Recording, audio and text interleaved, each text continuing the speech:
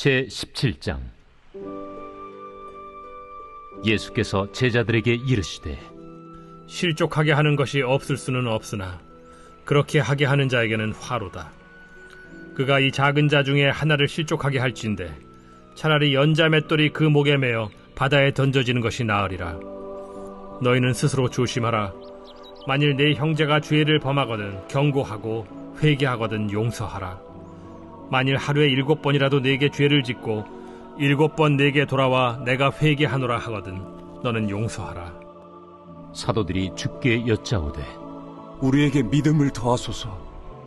너희에게 겨자씨 하나일 만한 믿음이 있었더라면 이 뽕나무더러 뿌리가 뽑혀 바다에 심기어라 하였을 것이요 그것이 너희에게 순종하였으리라. 너희 중 누구에게 밭을 갈거나 양을 치거나 하는 종이 있어 밭에서 돌아오면 그더러 곧 와 앉아서 먹으라 말할 자가 있느냐? 도리어 그더러 내 먹을 것을 준비하고 띠를 띠고 내가 먹고 마시는 동안에 수종 들고 너는 그 후에 먹고 마시라 하지 않겠느냐? 명한 대로 하였다고 종에게 감사하겠느냐? 이와 같이 너희도 명령받은 것을 다 행한 후에 이르기를 우리는 무익한 종이라 우리가 하여야 할 일을 한 것뿐이라 할지니라. 샬롬. 오늘도 우리를 품어주시는 주님 안에서 참된 안식과 평안을 누리는 사랑하는 귀한 성도님들 되시길 간절히 축복합니다. 성장은 우리에게 꼭 필요하지만 그 과정은 때론 힘듭니다. 성장의 시기마다 새로운 도전을 마주하기 때문에 불편하게 느껴지기도 합니다. 아이가 자라는 과정도 점점 새로운 상황을 마주하죠. 안 하던 것을 해야 하니까 얼마나 힘들겠어요. 3월 이제 새학기 잘 적응하고 있을 텐데 새로운 학년, 학교가 바뀌면 큰 도전입니다. 3월에 너무 스트레스를 많이 받는 아이들도 있어요. 그래서 특별히 3월이 되면 만남의 축복을 허락해 주시길 더 기도하게 되는데요. 새로운 친구와 선생님 그리고 새로운 학업을 마주할 때 그 과정들이 쉽지 않기 때문에 또 기도하게 되는 것이죠.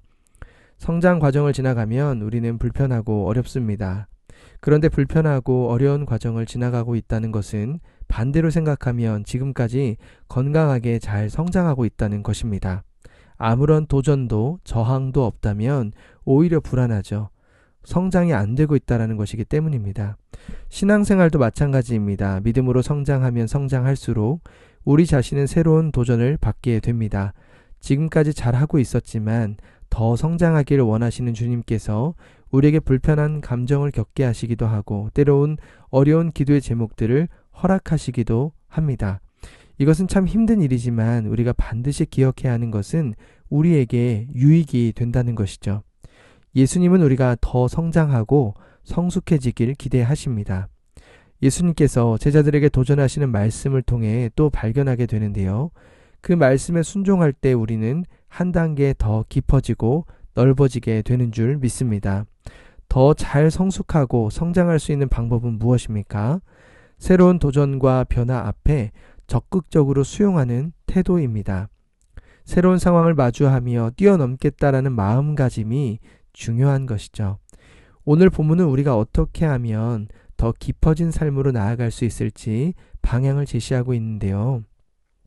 더 깊어진 삶으로 나아가기 위해 예수님께서 우리에게 원하시는 태도는 무엇인지 3가지로 함께 살펴보기를 원합니다. 첫 번째는요, 스스로를 조심하는 태도를 갖는 것입니다. 3절을 보면 너희는 스스로 조심하라 라고 말씀합니다. 어떤 것을 조심해야 됩니까? 누군가를 실족하게 하는 것을 이야기합니다. 넘어지게 하는 것.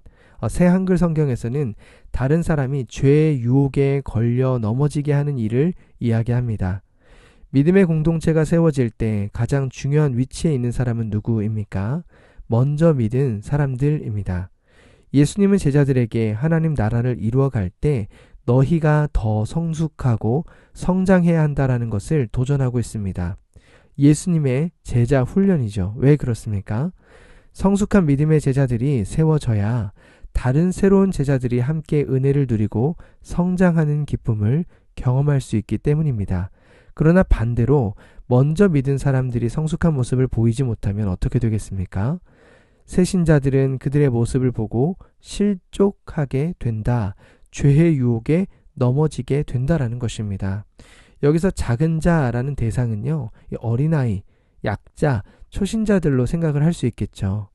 그들에게 제자다움을 잃어버린다면, 깊어진 삶으로 나아가지 못하고 본을 보이지 못한다면 결국 죄의 유혹에 넘어지게 만들 수 있다라는 것입니다.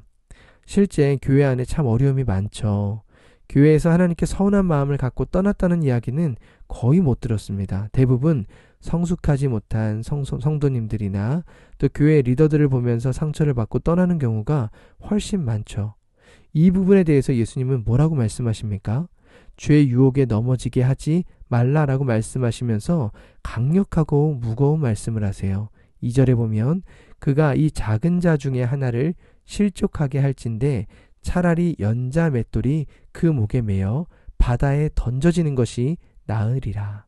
한 영혼을 실족해 하는 모습, 죄를 짓게 하는 행동을 하지 않는 것을 말하는 것이죠. 어떻게 할 때 죄의 유혹에 넘어지지 않게 되겠습니까?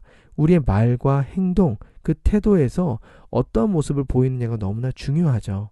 가정에서 우리 자녀들을 노엽게 하는 말과 태도를 통해서 우리 자녀들이 노여운 감정을 터뜨리면서 죄의 유혹에 넘어지게 만드는 것.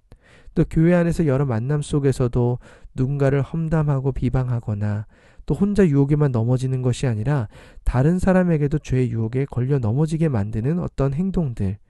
나에게는 이런 모습이 있지 않는가 늘 스스로 돌아보며 점검하라고 도전합니다. 어쩌면 불편하고 굉장히 어렵게 느껴지기도 하죠. 하지만 자신을 돌아볼 때야만 우리는 조금 더 깊어진 삶으로 성장할 수 있다는 것입니다.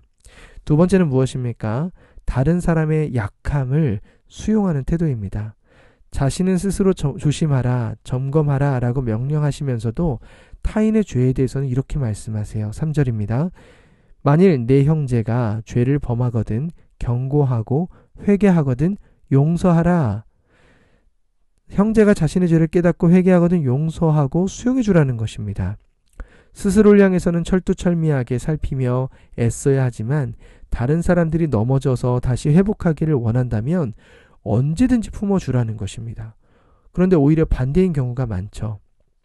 나에 대해서는 굉장히 관대하지만 다른 사람의 죄가 발견되면 회개하더라도 용서가 잘 되지 않습니다.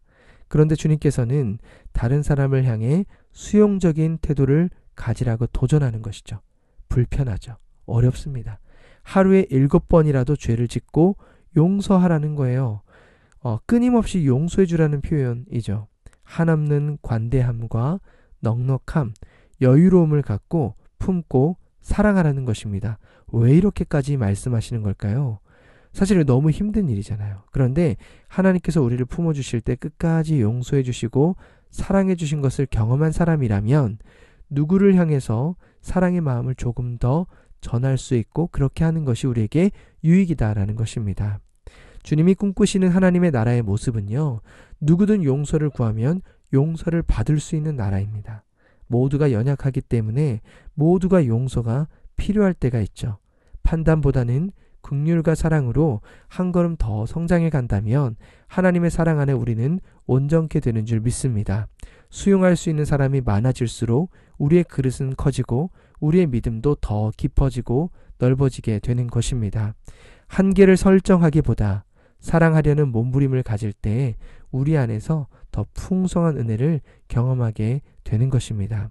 마지막으로 세 번째입니다. 이것은 우리의 사명임을 인정하는 자세를 이야기합니다. 주님께서는 사명자가 가져야 할 태도가 무엇인지 종의 모습을 통해서 보여주는데요. 종은 아무리 하루 종일 힘들고 고단한다 할지라도 주인이 요청한다면 그 일들은 어떤 일이든 감당해야 된다라는 것입니다. 자신이 해야 할 일에 대한 책임을 지는 것이죠.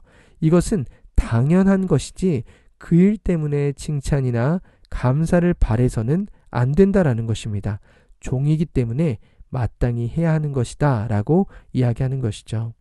종에게 필요한 자세와 같이 우리에게도 하나님의 말씀대로 살아가는 것이 힘들더라도 그 길이 우리를 부르신 주님이 우리에게 명령하신 말씀이기 때문에 끝까지 순종하는 자세로 나아가는 것, 그것이 종이 된 우리의 모습, 우리의 사명이라는 것입니다.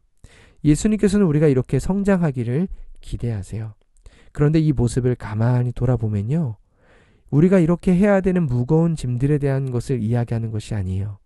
예수님께서 오히려 이 믿음의 본을 우리에게 먼저 보여주셨습니다.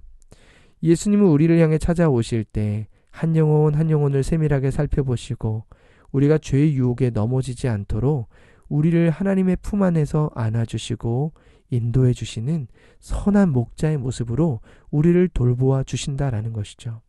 또한 예수님께서는 우리가 수많은 죄를 지어도 주님께 용서를 구하면 한 번도 거절하지 않으시고 용서해 주시는 선한 목자이시며 자비의 하나님이시다라는 것이에요.